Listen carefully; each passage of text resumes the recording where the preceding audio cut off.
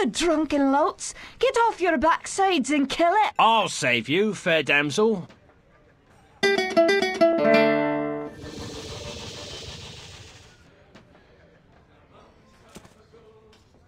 Ah, what a strapping man you are, to be saving me from that wee beastie. I happened to be wandering by when I heard your cries over the rumbling of my empty belly. You aren't hurt, are you? No, but aren't you the sweet one for asking?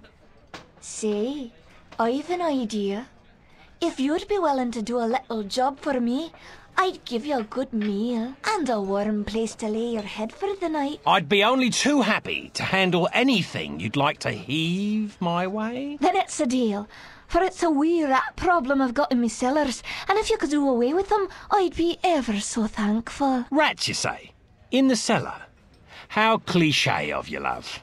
But I'll forgive you this once. You'll need a bigger sword than what you've got, in case you run into trouble. Oh, and my sword is quite big enough to handle any troubles you might have.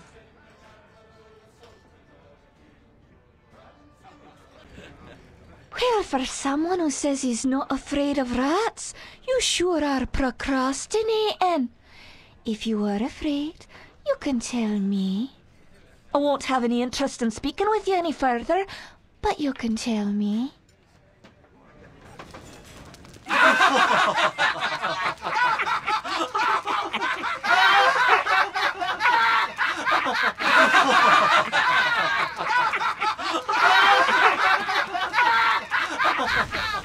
Nicely done. Or is that well done? Not well done. More like medium rare.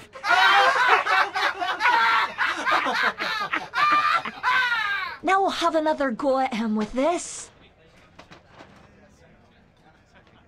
You better hope I've cooled off when I return, or you're next.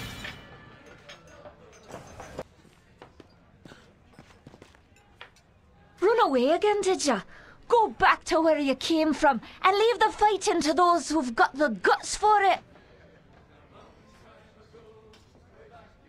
Oh no, the rat is the gutless one, for I spilt his about your cellar.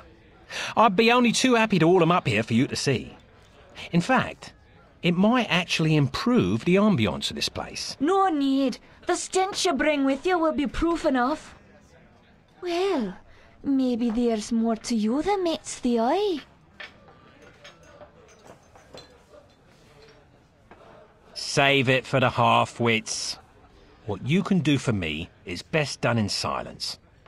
You knew what was down there. You and all the rest of your tartan-clad trash. So how about less chatter and more chow, and be quick about it? Right away. I enjoy a man with a quick tongue. I'll see you get the finest room in the inn. It's the one right next to mine. So the bard headed up to his room to avail himself of the pleasures that the inn had to offer.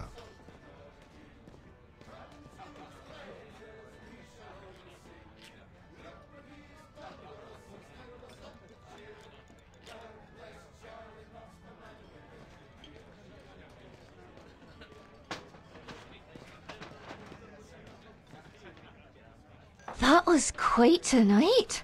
I'm afraid you almost made me late opening the bar this morning. Oh, that strange friend of yours is waiting for you outside. I had to chase him away.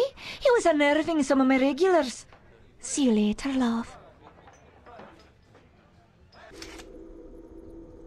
Please don't kill me, please. I'm sorry. I didn't mean to hurt anyone. Oh, I'm bleeding. I think you broke my arm.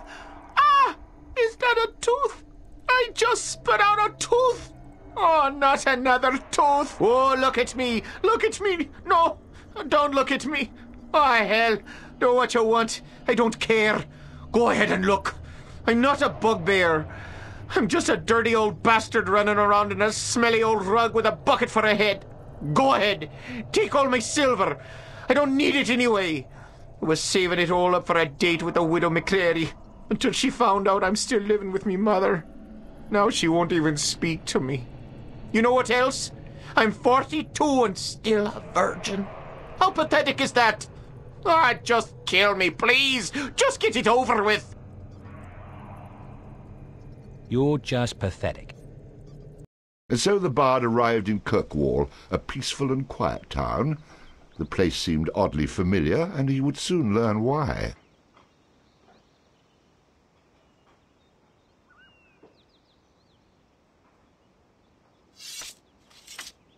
Oh, my lord! I don't believe it. I truly don't believe it. Do my eyes deceive me? One can only hope. So much for peaceful and quiet. Oh, my eyes speak the truth. My love has indeed returned.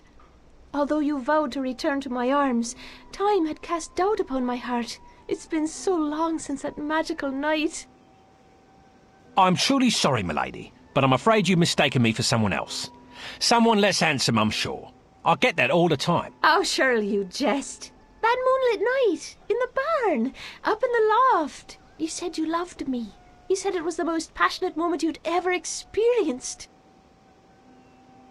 Can you be more specific? I get a lot of that too. Look, I'm sorry. I don't remember you, which means one of two things. Either we never met, or that night was just magical for one of us. I've never been so insulted in all my life. Think hard. I'm sure you have. When my father finds out, you'll get what's coming to you. You're nothing but a beast. That obviously didn't bother you before. You'll pay. I swear to you, you will pay. You said it. Connor wiped me out so badly playing cards that I had to trade in my daughter's hand in marriage to get out of debt. I knew you were a despicable old man, but your own daughter to get out of debt? That's a nice twist. You got that right. But she ruined it by falling for some loser.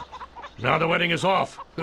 I feel sorry for Connor. I feel sorry for the loser. But back to the things I actually care about. If you hand over the bell now, we can finally be done with one another. The bell is yours. A deal's a deal. Tell your daughter I'm sorry I can't attend the wedding. Wedding? Did I hear someone say wedding? Shoot him where he stands. You have some nerve burrowing your way into our land, you scum! I see you've met my daughter. Uh-oh. This is the swine's behind I told you about. I see you have your father's weight. No wonder you traded her. Daddy, this sneak took advantage of me, then took off the next morning. You promised me marriage and you broke my heart. Listen, lass. I believe our business is done here. Couldn't agree with you more, old man. And, as I always say, if you just hand over the bell, I'll be on my way. 1, 2. Please, don't count again. As you wish. Our hero had once again been bitten in the behind due to his disrespect for women. Would he ever learn? Who asked you? I obviously have two options here. Marry her, or find some poor fool to take my place. Let's make that one option. I'll have to have a heart-to-heart with this Connor fellow. There he is, Connor. There's the man who insulted my honour. Nobody lies about milady and gets away with it, Bard. I think you meant to say lies with. Which is funny, because I heard... Enough out of you. I've had enough. I yield. Oh, you beat him senseless. That was wonderful, Connor. I never realised how manly you were. Let's forget this loser and go someplace quiet. Whatever you say, love.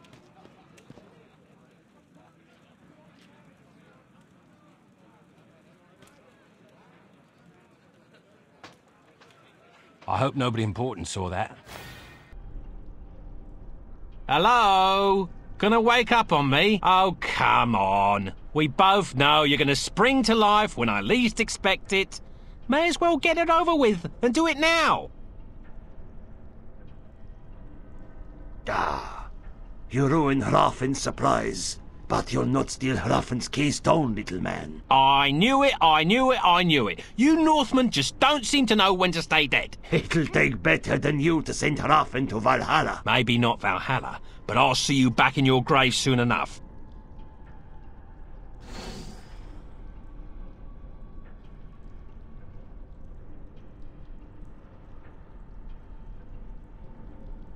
Is it me, or did it suddenly just get hot in here? Oh, Valkyrie! Have you come to take Hrafn to Valhalla at last? If not, then take me instead. I have not, Hrafn. You have not earned your way into Valhalla. Ooh, just got a little colder. But that wasn't Hrafn's fault. It could have happened to anyone. What happened? He was a very skilled and fearless fighter in life, destined to win much glory for himself. His brothers were organizing a raid up the coast and celebrated their impending victory with a great feast.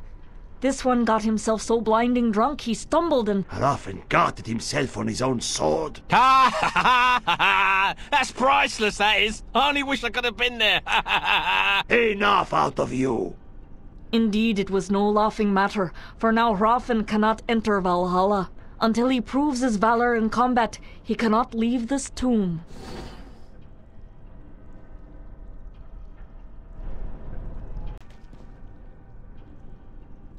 Ah, I'm glad that business is over with. Now, about that keystone.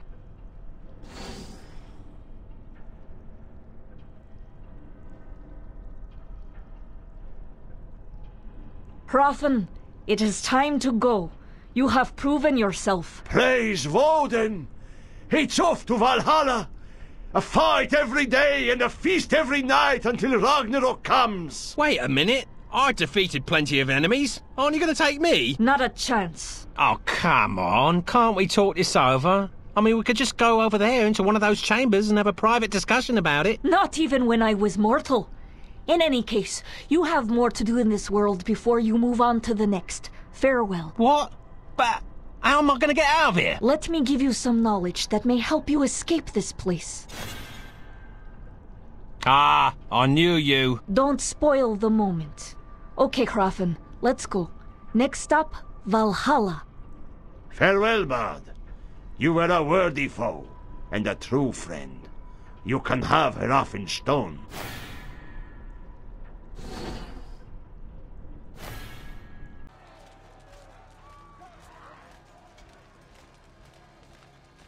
Waiting for the bard of your dreams to wander by, ladies? Certainly. We've been waiting for you. Waiting to keep you away from this lever. Please, my lasses. As you can see, I mean you absolutely no harm. Quite the opposite, in fact. Oh, I don't think you're up to it. It makes no difference in any case, for we will not come out from behind these bars. You wenches talk tough. But if you weren't hiding behind those bars, I'll bet you'd be singing a different tune. You will hear not from us, but scorn and laughter.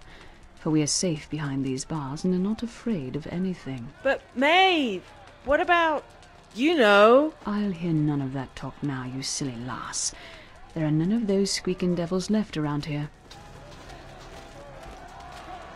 I was getting ahead of myself when I called you ladies. Your tongue is sharp, but if you weren't hiding behind those bars, I bet you'd sing a different tune. You will hear not from us, but scorn and laughter. For we are safe behind these bars and are not afraid of anything. But, Maeve, what about, you know? I'll hear none of that talk now, you silly lass. There are none of those squeaking devils left around here. Ah! It's a rat! I can't stand the squeaking little buggers. Get me out of here. Oh, be brave, girl. That wee thing cannot hurt you.